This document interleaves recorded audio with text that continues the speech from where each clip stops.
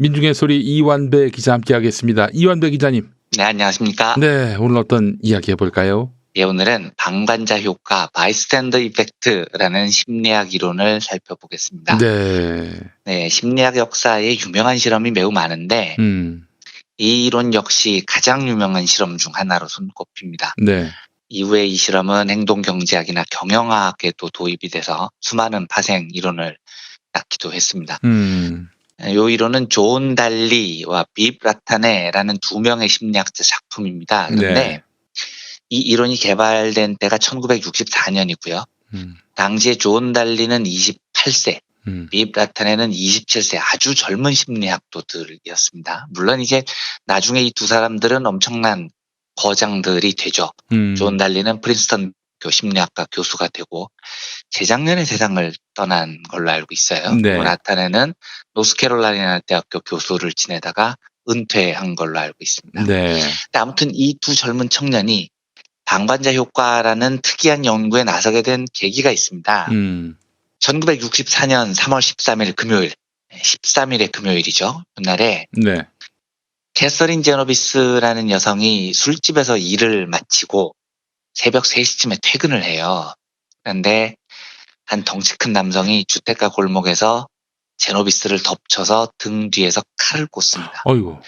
그러니까 이때 제노비스가 소리를 지르면서 어떤 남자가 나를 칼로 찔렀어요. 도와주세요. 하고 소리를 지릅니다. 그런데 그 소리를 듣고 몇몇 아파트, 이게 미국에서 아파트는 뭐 30몇 층짜리 이런 게 아닙니다. 대충 한 뭐 2층, 3층, 5층 이하의 아주 낮은 건물들인데요. 아파트 곳곳에서 전깃불이 켜집니다. 제노비스의 비명 소리를 들은 거죠. 그리고 딱 한 명이 창가에서 그 여자를 내버려둬 라고 소리를 지릅니다. 딱 한 명이요. 그리고 불이 켜진 몇 아파트들은 다시 불을 끄고 어둠에 빠집니다. 제노비스가 칼을 맞았다고 소리를 지르는데 한 명 빼고 아무도 반응을 안 보인 겁니다. 일단 이제 범인이 도망을 가요. 그러다가 주민 반응을 보고 저걸 끝장내야 되겠다라고 생각을 합니다. 그래서 스타킹을 얼굴에 뒤집어 쓴 다음에 다시 피투성이가 된 채 골목 어딘가에 나뒹굴던 제노비스를 다시 찾습니다. 그리고 다시 칼로 제노비스의 목과 성기를 그어버렸다고 기록이 돼 있습니다. 예. 이제 다시 제노비스가 당연히 고래고래 비명을 질렀겠죠. 아파트 곳곳에서 다시 불이 켜집니다. 이러니까 또 범인이 도망을 가요. 그런데 아파트 몇 곳에 켜진 불이 다시 곧 꺼져버립니다. 제노비스가 간신히 몸을 가누면서 피투성이가 된 채 어떤 아파트 건물 복도 안까지 기어갑니다. 그런데 주변 아파트 불들이 다시 다 꺼진 걸 보고 범인이 다시 제노비스를 쫓아와요. 이게 지금 이 상상을 한번 해보십시오. 얼마나 긴박합니까? 목숨의 위협을 느낀 제노비스가 아파트 복도 안에서 살려달라고 고래고래 소리를 지르는데 범인이 또 이 여자를 찾아와서 그 복도에서 강간을 합니다. 그리고 이 여성을 죽여요. 이게 지금 이 긴 과정을 요약하자면 이 살인 강간범이 한 여성을 새벽 3시 15분부터 3시 50분까지 약 35분 동안 3차례에 걸쳐서 찌르고 강간한 다음 살해했습니다. 근데 이 일이 벌어진 장소가 아파트가 즐비한 주택가였고요.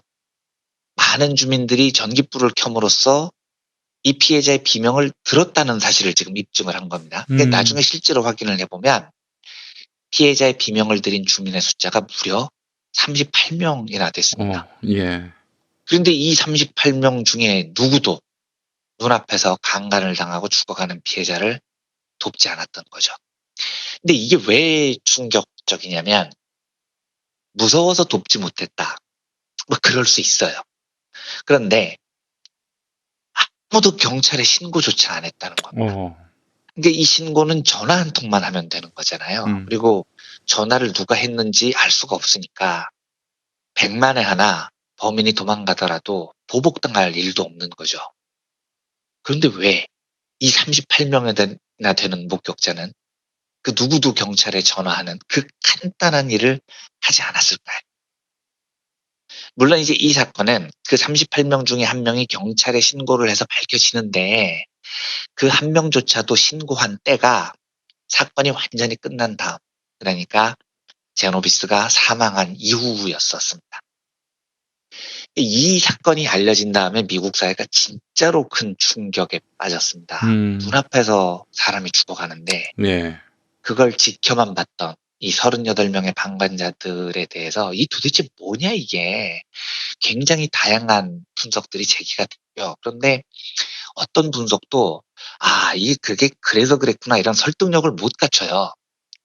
그래서 달리와 라탄의 두 젊은 심리학자들이 나선 겁니다.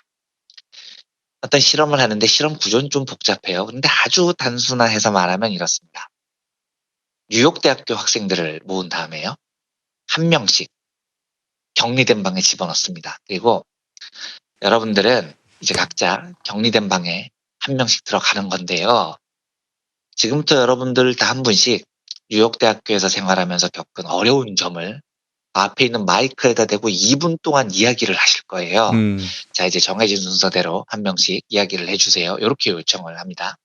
그러면 고립된 방 안에 앉아있는 학생이 이제 다른 동료 학생이 주저리 말하는 나는 이런 점이 고단했어요. 이런 걸 스피커를 통해서 듣게 됩니다. 그러면서 자기가 말할 순서를 기다리는 거죠. 그런데 이 스피커를 통해서 나오는 뭐 이 고단했어요 나오는 이 맨 먼저 발표를 한 목소리는 사실 실험 참가자가 한 게 아니고요. 실험팀이 미리 녹음을 해둔 녹음 테이프였습니다. 이 달리와 라타네가 미리 녹음을 한 내용은 사실 저는 간질 환자인데요. 간질 때문에 대학 생활이 너무 어려워요. 특히 제가 시험을 볼 때 막 발작을 하고 이러거든요. 이런 내용을 녹음을 해서 틀어준 겁니다. 그런데 이 녹음 테이프의 목소리의 호흡이 조금씩 달라집니다. 나 지금 이 밀폐된 공간에서 이야기하는 게 너무 힘들어요. 이러면서 말을 더듬기 시작합니다. 저한테 도움을 좀 주셔야 돼요. 살려주세요. 발작이 시작됐어요. 이런 내용을 미리 녹음을 한 거죠. 네. 그러더니 이 녹음 목소리가 나 진짜 큰일 났어 하고 소리가 뚝 끊겨버립니다.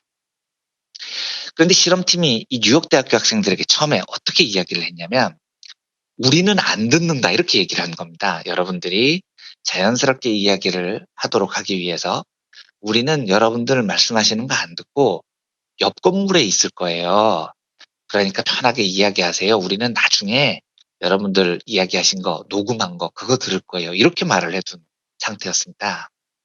자, 그럼 이제 그 안에 있는 학생들 입장에서는 첫 번째 간질 환자가 이야기를 하다가 지금 발작을 일으켜서 목소리가 끊긴 건데 네. 실험을 주최한 팀은 지금 이 방송을 안 듣고 있다는 거거든요. 그러면 이 뉴욕대 학생들이 상식적으로 뭘 해야 되냐는 거죠. 당연히 큰일 났다. 지금 누구 쓰러졌다. 근데 실험팀이 지금 이걸 안 듣고 있어. 이제 잘못하면 죽겠는데? 이러면서 뭔가 이거를 외부에 알리려고 노력하는 게 정상이죠. 우리 상식은요. 그런데 이 실험이 이제 참가자 숫자를 매우 다양하게 합니다. 예를 들면 대학생 어려움을 고백하는 사람이 딱 2명인 경우도 있고요. 3명인 경우도 있고요. 6명이 차례대로 발표를 하는 경우도 있습니다. 그리고 지금 몇 명이 참가했는지 참가자들도 다 알아요. 그러니까 예를 들면 3명이 한 조로 이 실험을 한다. 우리는 5명이 한 조로 이 실험을 한다. 이걸 알고 지금 그 독방에 들어간 겁니다. 네. 그런데 실험 참가자가 딱 2명인 경우. 이게 지금 쟤하고 나하고 둘밖에 없는데 제가 간질 발작을 일으킨 겁니다. 요때는 나머지 1명 중 85%가 4분 안에 즉각적인 행동에 나섭니다. 바로 뛰쳐나가서 문을 두드리고 실험팀을 찾고 저 친구 지금 일작으로 죽을 것 같은데 도와주셔야 돼요. 뭐 이렇게 나섰다는 거죠. 그러니까 이건 너무 상식적인 행동입니다. 근데 반면에 3명이 한 팀으로 나선 경우, 그러니까 나 말고도 저 발작 환자 목소리를 듣는 사람이 1명 더 있을 때, 이 경우 도움을 주러 행동에 나선 사람 숫자는 62%로 줄어들었습니다. 아까는 85%였는데요. 자, 지금부터 하이라이트입니다. 6명이 한 팀인 경우. 이 경우는 발작 환자 외에 자기 외에 4명이 지금 그 발작을 스피커로 듣고 있는 거죠. 이 경우에 행동에 나선 사람 숫자는 31%밖에 안 됩니다.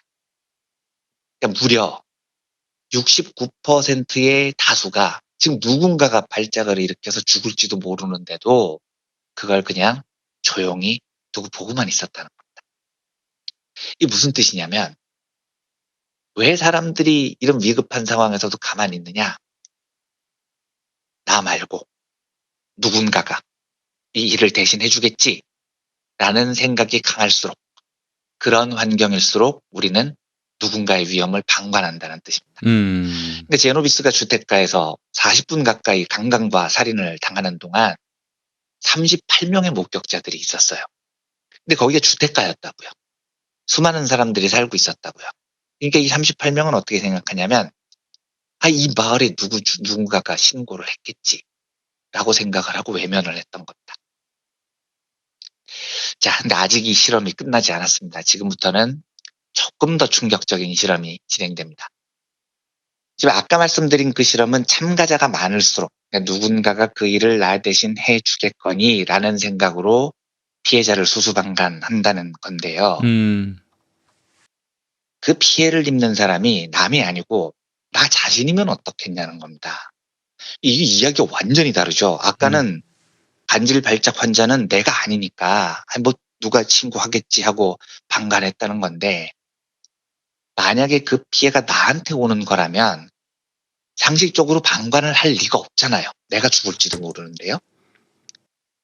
이게 두 번째 실험의 요지입니다. 실험팀은 아까와 같이 참가자들을 밀폐된 방에 집어넣습니다. 그리고 설문지를 작성해 주세요. 뭐 이런 허접한 요구를 해요. 그런데 한 방에 들어가는 사람 숫자가 아까처럼 다 다릅니다. 어떤 경우는 나 혼자 그 방에 들어가서 설문을 작성하지만 어떤 경우는 2사람이 한 방에 같이 들어갑니다. 어떤 경우는 3명이 한 방에 같이 들어가서 설문을 작성합니다. 그런데 설문을 작성하는 도중에 방 어딘가에서 연기가 싹 흘러 들어오는 겁니다. 물론 이제 당연히 연기는 드라이 아이스 같이 안전한 거지만 예. 이 방에서 설문 작성하던 사람들이 당연히 깜짝 놀라죠. 이 불이 났을 수도 있는 거고 뭔가 유독가스가 들어왔을 수도 있는 거잖아요. 그러니까 이 경우는 잘못하면 지금 내가 죽을 위기에 처한 상황입니다. 그 방 안에 혼자 있는 경우 이 사람들 중에 75%는 벌떡 일어나서 이 사태를 실험팀에 알리기 위해서 엄청나게 노력합니다. 이게 너무 당연하죠. 내가 위험하니까요. 그런데 2명이 함께 있던 방이요. 그 중에 나 말고 다른 1명은 사실 배우인 겁니다. 미리 짜고 들어갔죠. 그래서 이 배우는 방에 연기가 가득한데도 미동도 안 하고 계속 설문을 작성해요. 이때 나머지 1명, 진짜 실험 대상자는 어떤 행동을 보였느냐? 지금 내가 있는 방에 연기가 막 차오르는데도 옆 사람이 가만히 있으면 참가자 10명 중 무려 9명이 그냥 가만히 앉아 있습니다. 내가 죽을지도 모르는데 그 위험을 방관하고 있다는 겁니다. 3명이 한 방에 들어간 경우요. 이 중엔 2명이 배우입니다. 배우는 역시 약속한 대로 아무리 연기가 들어와도 꼼짝도 안 하고 설문을 작성하고 있습니다. 자, 진짜 연구 대상인 나머지 1명은 어떻게 했느냐? 24명의 참가자 중에 딱 1명만 이거 이상하다. 박사님 이 방에 연기가 들어와요 하고 소리를 쳤다는 겁니다. 이 말은 나머지 23명은 침묵을 지켰다는 겁니다. 자기가 죽을지도 모르는데도요. 이 두 실험이 알려주는 바는 명백합니다. 어떤 사람이 무려 40분 동안 내가 사는 골목에서 강간을 당하고 살해를 당하는데도 왜 우리는 방관하느냐. 심지어 내가 있는 방에 연기가 들어오는데도 왜 나는 방관자가 되느냐. 한 가지 확실한 건요. 지금 그 공간에 나 말고도 여럿이 있을 때 사람들은 방관한다는 겁니다. 나 말고 누군가가 이 일을 대신해 주겠지라는 생각에 방관자의 길에 들어선다는 거죠. 서로 그렇게 방관하면 내가 죽을지도 모르는 위험이 닥쳐도 나 대신 누가 해줄 것 같은 생각이 들면 그냥 방관해버리고 맙니다. 노동절을 하루 앞뒀던 4월 30일에 경기도 이천 물류창고 건설 현장에서 화재가 발생해서 38명의 소중한 생명이 목숨을 잃었습니다. 많은 분들이 들으셨겠지만 제가 과거에 이 방송을 통해서 수십 번 넘게 말씀드렸던 것 같은데요. 이건요, 사고가 아니고 살인입니다. 왜냐하면 우리나라는 매년 산재 사고로 2,000명 가까이 노동자가 죽는 나라입니다. 네, 그러면 사람이 죽으면 고쳐야 될 거 아닙니까? 맞습니다. 그런데 안 고쳐요. 왜냐? 돈이 아깝다는 이유입니다. 그래서 작년에도 또 2,000명이 넘는 노동자가 산재 사고로 목숨을 잃었습니다. 그러니까 살인이라는 건 고의가 있는 겁니다. 그런데 매년 2,000명이 죽는데도 노동 현장의 위험을 고치지 않는다. 이게 고의가 아니고 뭐라고 불러야 되겠습니까? 이건 사고가 아닌 겁니다. 살인이라고요. 근데 이 이야기는 많이 드렸으니까 오늘은 생략하겠습니다만 제가 오늘 한 가지 꼭 청취자 여러분들께 말씀드리고 싶은 건 매년 2,000명이 죽는 이 개떡같은 현실이 왜 반복되느냐? 중요한 이유 중 하나는 우리가 방관하고 있기 때문은 아닌지 진지하게 정말 물어봐야 됩니다. 이 방관이라는 게요. 무슨 엄청난 악의를 가져서 나쁜 심성을 가져서 하는 게 아닙니다. 제노비스가 40분 동안 강간을 당하고 살해당할 때 그걸 지켜보기만 했던 38명이 선천적으로 악마여서 그랬던 게 아니라고요. 다 평범한 사람들입니다. 그런데 누가 나 대신 신고해 주겠지 이렇게 생각을 하고 방관한 겁니다. 그러면 왜 우리가 매년 2,000명이 죽는 이 끔찍한 현실을 반복할까요? 나 말고 누군가가 대신 투쟁해 주겠지 라고 생각하기 때문은 아니냐는 겁니다. 여러분, 매년 2,000명입니다. 매년 2,000명이요. 이 엄청난 숫자가 노동 현장에서 진짜로 죽어요. 이 농담이 아닙니다, 여러분. 2,000명이면 또 5명에서 6명입니다. 오늘도 지금 5명에서 6명이 어딘가에서 산업재해로 죽었다니까요. 제가 이번 사태를 보고 정치자 여러분들께 진심으로 간청을 드리고 싶은 게 있습니다. 이 나라에는 5,400만 명이 살고요. 노동 현장에는 노동조합이라는 것이 있는 곳도 있습니다. 그리고 이런 문제를 전문적으로 다루는 운동가들도 있고 인권 변호사들도 있어서 이 문제를 누군가가 해결해 줄 것이라고 믿지 말아주시기 바랍니다. 나 말고 누군가가 이 문제를 해결해 줄 것이라는 건 정말 대단한 착각입니다. 참가자들이 많을수록 사람은 방관한다니까요. 이 더 충격적인 게 바로 이 실험의 결과입니다. 나 말고 누군가가 이 문제를 해결해 줄 것 같아서 방관하는 습관이 들면 언젠가 그 위험이 나한테 닥쳐도 나는 방관한다니까요. 이대로 가면 내가 죽는데 내가 있는 방에 가스가 막 차오르는데도 나 말고 누군가가 해결해 주겠지 이러면서 그 위험을 방관하고 받아들입니다. 이게 방관의 진짜 무서운 점입니다. 코로나 사태를 겪으면서 우리가 사회 전체적으로는 안전과 건강에 대해서 얼마나 준비된 사회인지를 확인을 했죠. 근데 저는 진짜 이해가 안 되는 게 이 나라는 왜 돈벌이와 관계된 노동 현장으로만 가면 안전이나 건강은 개코도 안 중요한 일이 되고요. 왜 노동절 하루 전날에 무려 38명의 노동자가 불에 타서 죽는 나라가 되냐는 겁니다. 그리고 지금까지 이렇게 많이 죽었는데 왜 아직도 매년 2,000명이 노동 현장에서 죽는 슬픈 나라가 되냐고요. 이게 더 이상 남의 일이 아니라는 뜻입니다. 그리고 우리가 나서야 됩니다. 누가 대신해 주지 않습니다. 남을 믿고 누가 대신해 줄 것을 기다리다 보면 그 방관이 습관이 됩니다. 그리고 결국 그 위험은 우리를 향할 텐데 네. 그 위험이 우리를 향해도 우리는 찍소리 못하고 방관하는 사람이 됩니다. 부디 노동자를 앞두고 벌어진 이 참혹한 사태가 반복되지 않도록 제가 방송에서 몇 번 말씀드렸던 기업살인처벌법, 중대재해처벌법, 이 중대재해처벌법이 지금 국회에서 3년째 통과가 안 되고 있다는 건데요.